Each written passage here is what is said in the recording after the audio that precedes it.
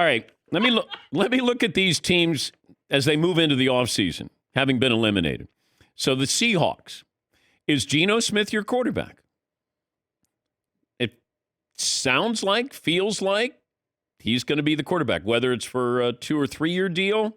But if he was your quarterback of the future a couple of weeks ago, is he still your quarterback now? And of course they're going to say that. You're not going to have Pete Carroll go, you saw that. No, he's not our quarterback of the future. Yeah, see. Do you think Geno Smith is just hitting his stride, or this is as good as it gets?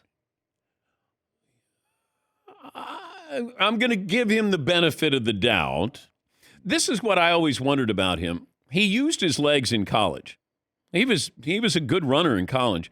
I just haven't seen that much of that in the pros. And I always thought that can help you out, instead of just being a pocket passer.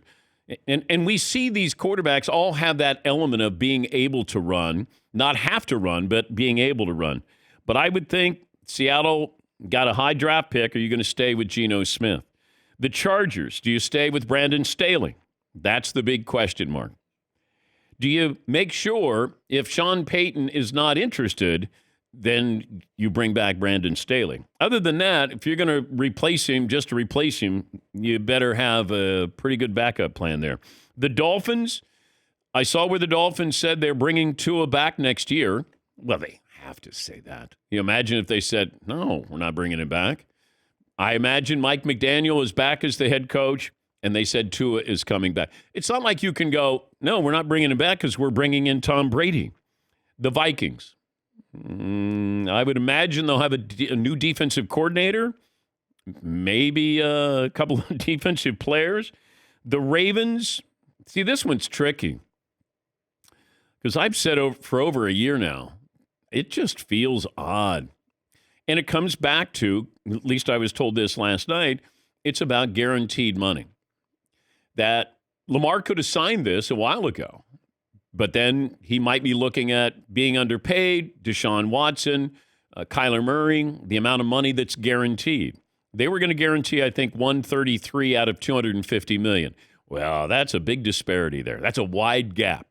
And my concern would be you missed almost 6 games this year, 6 games last year. You rely on your legs as much, if not more so, than any other quarterback getting injured. And do we want to give you that guaranteed money? And I would be apprehensive. I almost view Lamar the way I do a running back. Can I get 5 really good years out of you? Can I get everything 5 years? Because the next 5 make me nervous. They make me nervous on running backs. You know, Christian McCaffrey, when he went to San Francisco, I thought, okay, he doesn't have to be the number one weapon. In Carolina, that was it. It's like, all right, Christian's going to have 7 receptions, and he's going to have 23 carries for 92 yards. But that's it. Now in San Francisco, it's like, hey, take a couple plays off. Debo's got you there. Kittle's got you there. Brandon Ayuk's got you there. And now he's used in a way that is going to prolong his career for another 5 years, at least. And he's far more valuable because now I can take advantage of all of his skills, but I don't have to have him beat up. Now, I don't know what he's going to cost me eventually, but him being able to complement Brock Purdy and the rest of that offense, I didn't think he would be as valuable. I didn't know how healthy he was going to be. Yeah, Paulie. If you were the Ravens, here's a hypothetical I've seen bounced around there the past week.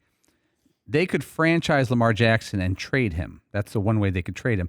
If you were Seattle, would you give up the 20th pick of the draft in the first round, their second first-round pick, for Lamar Jackson? And vice versa, if you're the Ravens, would you accept it? I haven't seen that reported, but I've seen it discussed. But I thought he's going to be a free agent. I think right? I saw a bunch of NFL guys saying they could franchise tag him. Well, you can, and trade. But if you decide that you want to offer him a contract, the Ravens can match it. Right. And if they don't match it, the Ravens get 2 first-round picks. That would probably be the road I would go down. Seattle has 2 first-round picks. Yeah. But then, does Seattle want that? Pete Carroll loves to run the football. But do you want him running the football? It still goes back to, the risk and the reward with him. Does he want to play there? If the team didn't pay you, do you kind of harbor a grudge there? Or, no, I don't want to stay. It just feels like there's always been something there. And I think it goes back to guaranteed money, and you start to look around and you go, I'm better than Kyler Murray.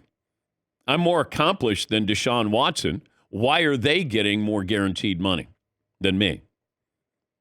Yeah, Paul. If we did a poll today, who would you give 5 years, $200 million to? Lamar Jackson or Daniel Jones? Would Jones win it?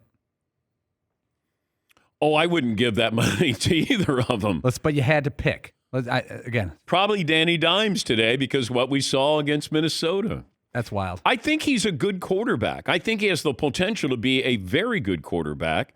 It's just I want to see if give him an offensive line and some weapons. Maybe another wide receiver. That'd be nice. Yes, Marv. You know what? I'm going to go with Danny Dimes' recency bias. Why not? Okay. He's talented. He's just not that consistent. You still just look at him, though, and you're like, this dude ain't running on us. Whoa, there he goes. He just took off for 12. What the hell just happened? He did it over and over and over again. He looked just like Lamar Jackson, like all of these designed runs. You're like, yo, look at Daniel Jones. Yeah. And not surprisingly athletic. He's athletic. But yeah, like legit athletic. Yeah.